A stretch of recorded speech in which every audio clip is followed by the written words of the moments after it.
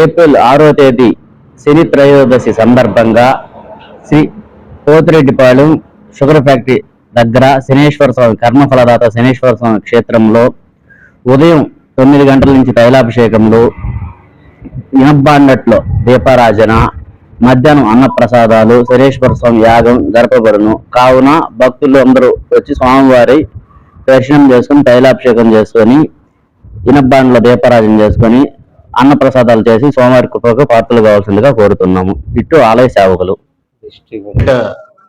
Town లో సుమారు ఒక 15 రోజుల క్రితం ఒక బజార్ వీధిలో షట్టర్ ఓపెన్ చేసి సిల్వర్ షాప్ లో థెఫ్ట్ చేయటం జరిగింది.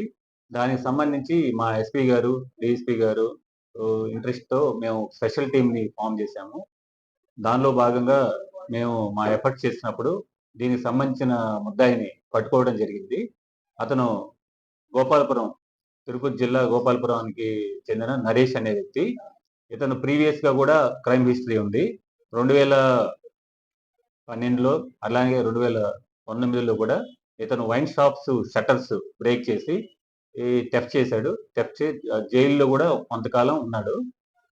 ఇప్పుడు రీసెంట్ గా మనకి నాయుడుపేట టౌన్ లో కూడా ఇతనే వచ్చి ఆ రోజు నైట్ దొంగతనం చేయడం జరిగింది.